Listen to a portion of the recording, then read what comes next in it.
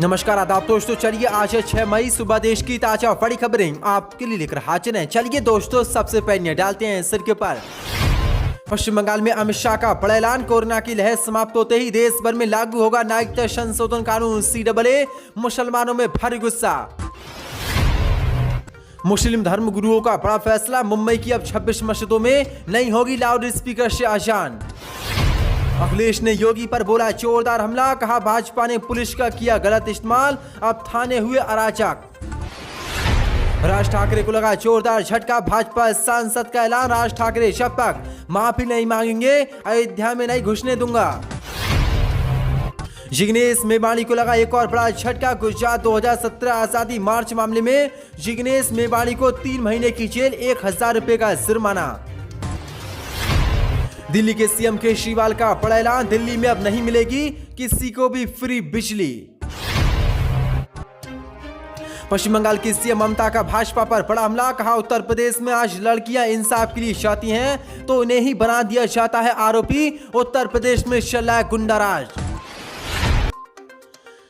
हिमाचल प्रदेश विधानसभा चुनाव से पहले शहीद किसान मोर्चा के 31 नेता आम आदमी पार्टी में हुए शामिल। तो दोस्तों, सभी खबरों को एक एक कर विस्तार से आपको बताने वाले हैं। वीडियो को दिल से लाइक कर चैनल को सब्सक्राइब जरूर कर लें। इसी के साथ पहले बड़ी खबर कैलकुलेशन, पश्चिम बंगाल में अमित शाह का बड़ा ऐलान, कोरोना की लहर समाप्त होते ही लागू होगा नागरिकता संशोधन कानून, CAA 64 पदें। केंद्रीय गृह मंत्री अमित शाह ने पश्चिम बंगाल की CM ममता बनर्जी पर जमकर हमला बोलते हुए कहा कि जब तक राज्य में हिंसा, भ्रष्टाचार और सिंडिकेट राज समाप्त नहीं हो जाता, बीजेपी अपनी लड़ाई जारी रखेगी। उत्तर बंगाल के दार्जिलिंग जिले के सिलीगुड़ी में एक जनसभा को संबोधित करते हुए अमित शाह ने नागरिकता संशोधन कानून CAA को लेकर बड़ा ऐलान करते हुए कहा कि CAA के बारे में अफवाहें फैलाई जा रही हैं कि देश में वो लागू नहीं होगा।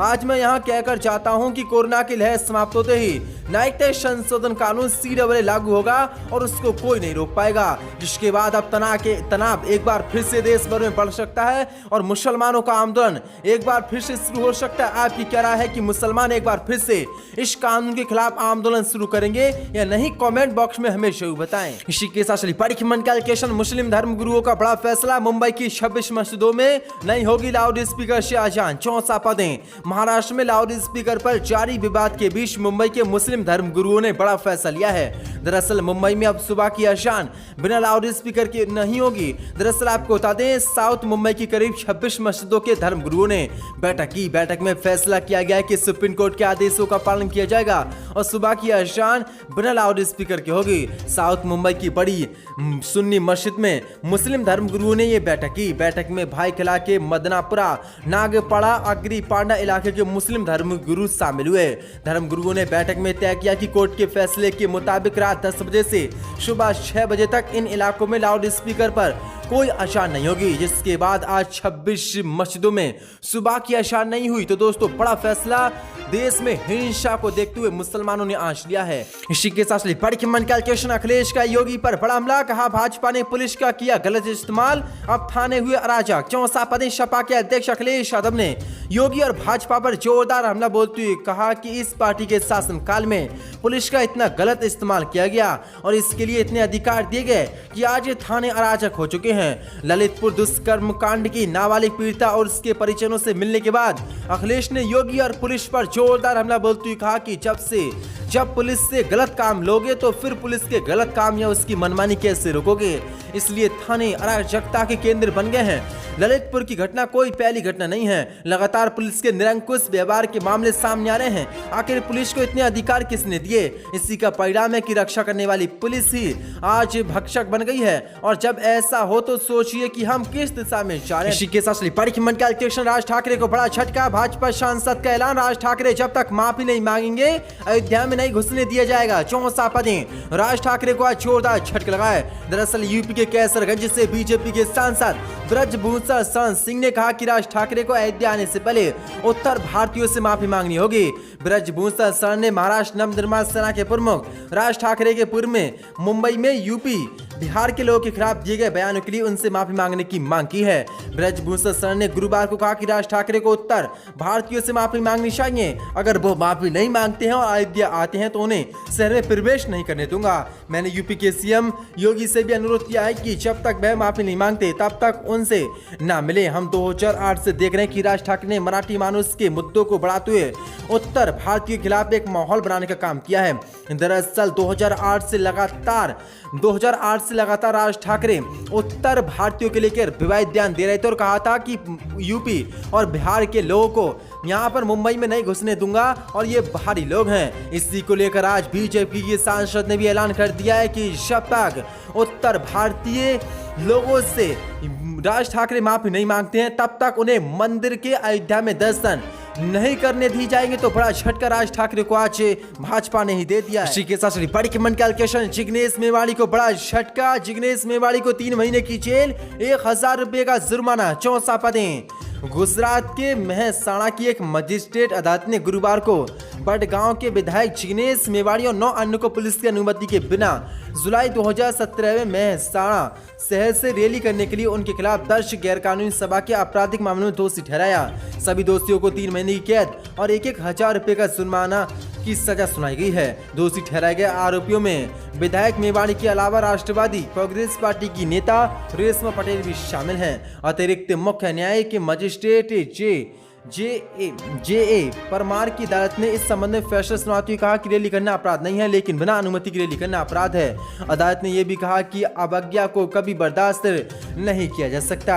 इसलिए अब आज जिग्नेश मेवाड़ी समेत 6-7 लोगों के खिलाफ मामला दर्ज कर बड़ी कार्रवाई आज की गई है, क्योंकि जिग्नेश मेवाड़ी अभी 10-15 दिन पहले ही जेल से बाहर आए थे और एक बार फिर से आज कोर्ट ने बड़ा फैसला सुनाते हुए उन्हें 3 महीने की जेल की सजा सुनाई और 1,000 रुपए का जुर्माना लगाया। तो यानी कि बीजेपी के इशारे पर कोर्ट भी अब काम करने लगे हैं। इसी के साथ बड़ी कीमत कैलकुलेशन दिल्ली में केजरीवाल का बड़ा ऐलान, अब नहीं मिलेगी किसी को फ्री बिजली, 4 पदें।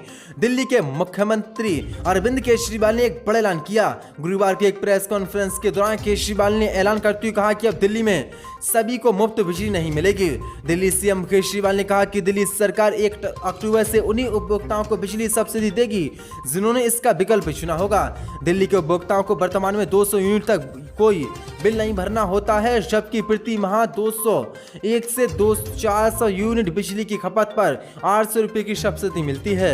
उन्होंने एक ऑनलाइन ब्रीफिंग के दौरान कहा कि दिल्ली सरकार अब लोगों से पूछेगी क्या वे बिजली पर सब्सिडी का लाभ उठाना चाहते हैं। 1 अक्टूबर से केवल उन उपभोक्ताओं को सब्सिडी प्रदान की जाएगी जो इस विकल्प को चुनते हैं। केजरीवाल ने कहा कि राजधानी को जल्द ही स्टार्टअप हब बनाने की और काम किया जाएगा और उन्होंने जानकारी देते हुए बताया कि दिल्ली कैबिनेट ने दिल्ली स्टार्टअप नीति पारित कर दी है, जिसके तहत दिल्ली की केजरीवाल सरकार स्टार्टअप के लिए मदद करेगी। वहीं कोलेटरल और ब्याज मुक्त लोन भी दिया जाएगा। इसके साथ ही स्टार्टअप्स को मुफ्त कानूनी और वित्तीय सलाह भी मिलेगी। 400 बड़ी खबर निकल के शाम में केजरीवाल का बड़ा ऐलान। इसी के साथ बड़ी खबर कैलकुलेशन पश्चिम बंगाल के सीएम ममता का भाजपा पर बड़ा हमला, कहा यूपी में आज लड़कियां इंसाफ के लिए जाती हैं तो उन्हें ही आरोपी बना दिया जाता है। 4 पद पश्चिम बंगाल के मुख्यमंत्री ममता बनर्जी ने गुरुवार को कहा कि बंगाल अन्य राज्यों से बेहतर है। उनकी सरकार उत्तर प्रदेश के विपरीत राजनीतिक रंग की परवाह किए बिना अवैध गतिविधियों के खिलाफ सख्त कार्रवाई करती है। यहां राज्य सरकार के कार्यक्रम में बोलते हुए ममता ने कहा कि एक प्रताड़ित महिला जो शिकायत दर्ज कराने की कोशिश कर रही थी उसे उत्तर प्रदेश में फिर से प्रताड़ित किया गया है। बंगाल में ऐसा कुछ करने की हिम्मत किसी में नहीं है। यहाँ हम राजनीतिक रंग देखे बिना अवैध गतिविधियों में शामिल लोगों के खिलाफ सख्त कार्रवाई करते हैं।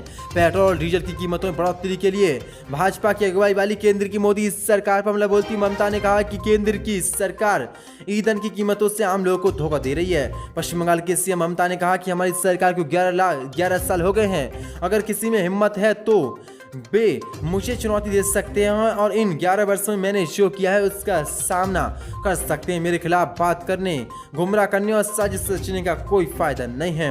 ममता ने कहा कि मुझे परवाह नहीं कि दूसरे मेरे बारे में क्या कहते हैं। मुझे अपने लोगों के लिए लोकतंत्र की परवाह है। दुर्गा पूजा मनाने वाले ईद भी मानते हैं। हम सभी त्योहार मानते हैं। उन्होंने कहा कि उत्तर प्रदेश में आज लड़कियों को उत्पीड़ित किया जा रहा है, उनके रेप किए जा रहा है, उनको ही आरोपी बनाया जा रहा है, लेकिन उन पर कोई कार्रवाई नहीं हो रही है। और पश्चिम बंगाल में आज यूपी और सभी अन्य राज्य से बेहतर काम हो रहा है। इसी के साथ बड़ी कीमत कैलकुलेशन, विधानसभा चुनाव से पहले शहीद किसान मोर्चा के 31 नेता आम आदमी पार्टी में हुए शामिल। 4 पदें। पंजाब में शानदार जीत के बाद आम आदमी पार्टी अब हिमाचल प्रदेश में अपनी सरकार बनाने के लिए कोशिशों में लगी हुई है। साथ ही साल के अंत में होने वाले चुनावों के मद्देनजर अब पार्टी खुद को मजबूत करने की तैयारी में है। इसी के चलते संयुक्त किसान मोर्चा हिमाचल प्रदेश के संयोजक अनिंदर सिंह नोटी गुरुवार को दिल्ली में आम आदमी पार्टी में शामिल हो गए। अनिंदर नोटी पार्टी के राज्य चुनाव प्रभारी सत्येंद्र जैन की उपस्थिति में आम शामिल हुए। इसके अलावा साथ ही अन्य 31 अन्य लोग भी पार्टी की सदस्य। साथ ही भारतीय किसान संघ के प्रदेश उपाध्यक्ष चरण सिंह जेलदार भी पार्टी में शामिल हुए। सत्येंद्र जैन ने कहा कि आने वाले दिनों में पावटा साहिब में 1000 से अधिक लोगों के आप में शामिल होने की उम्मीद है। उन्होंने कहा कि राज्य में मुख्य लड़ाई आप और बीजेपी के बीच होगी। कांग्रेस इसके लिए दावेदार नहीं है। अपने डूबते राजनीतिक करियर को बचाने के लिए मुख्यमंत्री जयराम ठाकुर परियोजनाओं का उद्घाटन कर रहे हैं, जो अधूरी ही रहने वाली है।